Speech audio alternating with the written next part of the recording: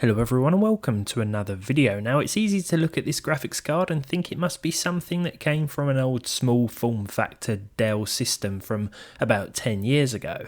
Actually it's an RX 6300. That's right, you've heard of the 6400 and the 6500 XT. Well, this is sort of like those, but worse. It has just 2GB of GDDR6 VRAM and it uses 4 PCIe lanes just like its more powerful sibling, so it is best paired with a PCIe 4.0 system to avoid further bandwidth limitations.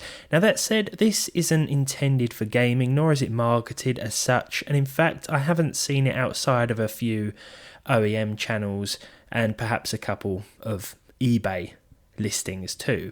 I just had to buy one, so £60 later, here we are. I've paired it with an i3-12100F, 16GB of DDR4, and it's time to see just what this thing can do.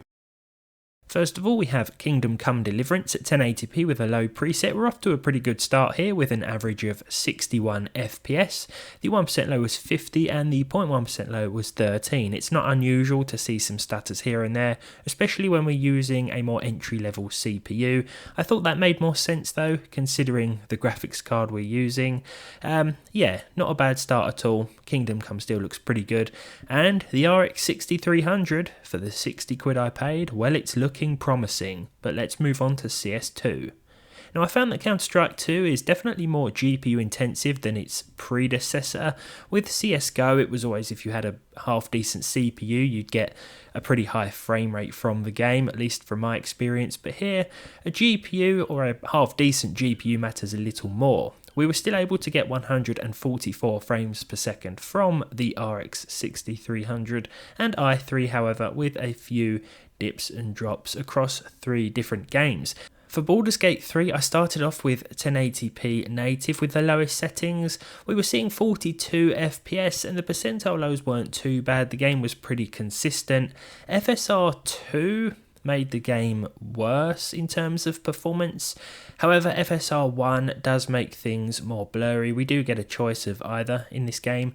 I did stick with FSR 1 and go with the quality mode, which certainly affected the visuals, but it did push our frame rate up to an average of 59, so it's potentially saved the day in terms of the RX 6300's performance here.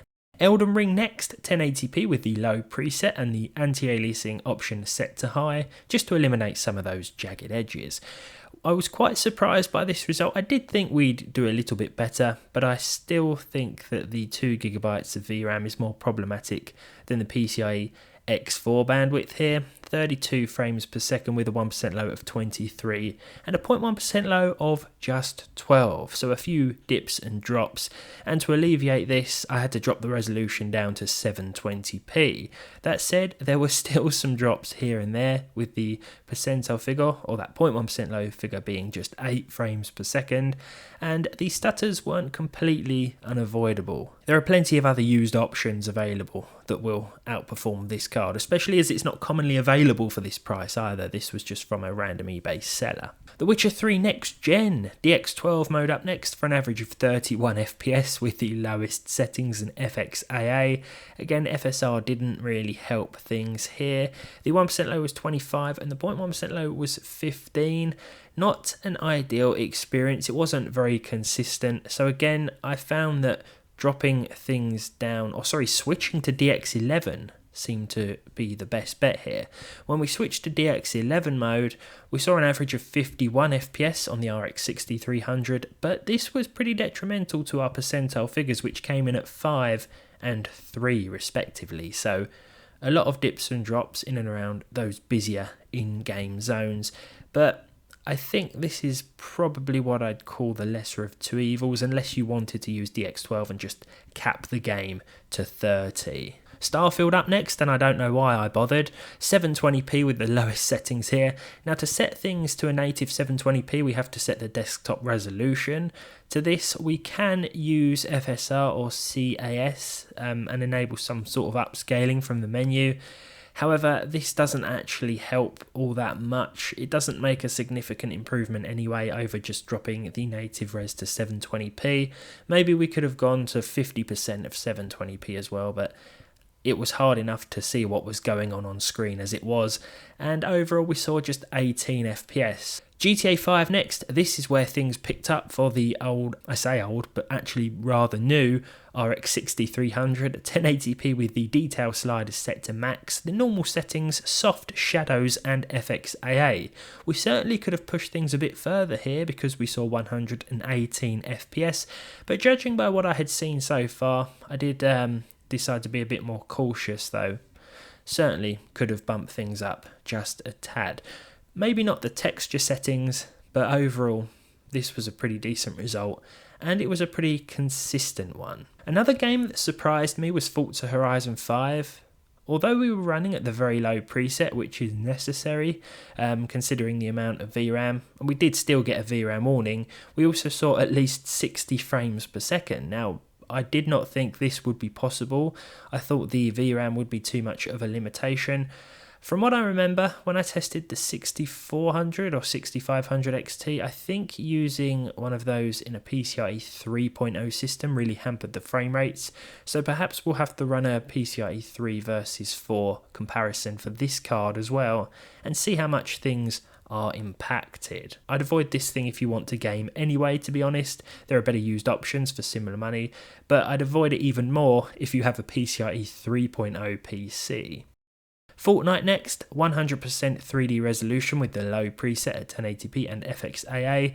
Just like in GTA 5, I think we could have gone a little bit higher, but I kept things at low to account for some of those dips and drops that we did inevitably see in certain areas. The 1% low was 65 and the 0.1% low was 16. Another thing I want to point out is the power consumption. This barely uses any power whatsoever. I should have mentioned this earlier. It barely uses any power. Doesn't require a power connector from the PSU, and I'm sure that in an HTPC small form factor build, something that you want running quietly in the background, this would be a sort of perfect fit. Cyberpunk up next, 1080p with the lowest settings. I was surprised by this result, although it was 33 FPS, the 1% low was 26 and the 0.1% low was 19, so some sort of consistency here. I wasn't expecting to see at least 30 frames per second with native resolution, so this was a bit of a bonus. I then decided to enable FSR 2.1 and set it to performance mode. We could have gone ultra performance, but this just makes things even blurrier. I feel like performance was a nice middle ground, and we saw 46 FPS by doing this. The 1% low was 35 and the 0.1% low was 33, so pretty consistent once again, even more consistent in fact, and the game doesn't look too bad for it. Finally then we have Red Dead Redemption 2. Now interestingly, this one won't let us set the graphics options to anything higher than 720p with the lowest settings because of the forced VRAM limitation thing, so you have to go into the INI file and adjust things. When we were running at 720p with everything set to low, we were seeing at least 60 FPS, so the game defaults to settings that I think can be pushed a lot harder. I ended up actually setting the textures to ultra while maintaining everything else at its lowest and then bumping that resolution up to 1080p. Maybe this was a bit far, I don't know, but we still saw 30 FPS at least by doing this with an average of 35. It certainly looked better than playing at 720p, and enabling FSR at this high resolution didn't really change the frame rate all that much. It had a negative impact in fact. But there we go, the RX 6300. If you ever wondered what 6000 series graphics cards were capable of at a lower performance tier than the 6400, well, hopefully now you know. I wouldn't recommend buying this card for gaming, but as I've said probably multiple times now, it's not advertised as such, at least not at the time of this video. I don't know if AMD has any plans to release this as like a boxed graphics card, you know, that you can buy that's advertised for gaming or whatever. If it is, I wouldn't like to see it be sold for anything higher than $79, something like that. Whether that's even possible these days, I don't know. I hope you've enjoyed this one. I hope it's helped you make any decisions as to whether or not one of these is right for you. Let me know your thoughts down below in the comments, of course, and hopefully I'll see all of you in the next one.